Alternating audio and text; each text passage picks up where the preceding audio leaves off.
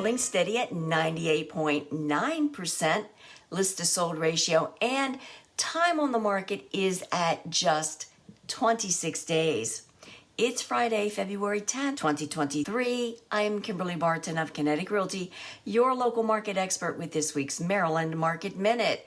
You need to know what the local market is doing, so be sure to subscribe for weekly updates.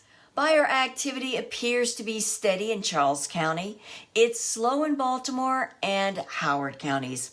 In Arundel, Calvert, Carroll, Harford, Baltimore City, Prince George's, Montgomery, and Saint Mary's are all showing very limited activity. Those areas with the highest activity include Hyattsville, Waldorf, Chesapeake Beach, Laurel, Glen Burnie, Columbia, Windsor Mill, Westminster, Jarrettsville, and Edgewood.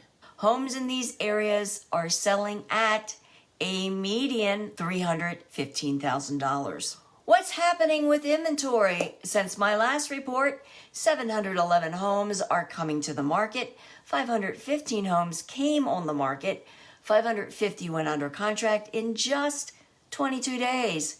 819 moved to pending in 12 days.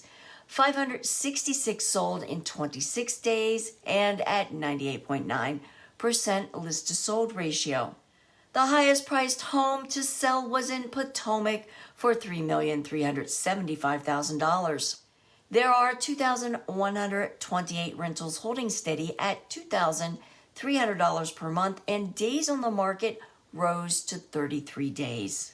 Is there a move planned in your 2023? I can help, so let's talk. That's a wrap for this week's Maryland Market Minute for February 10, 2023. Thanks for tuning in. Until next week, stay safe.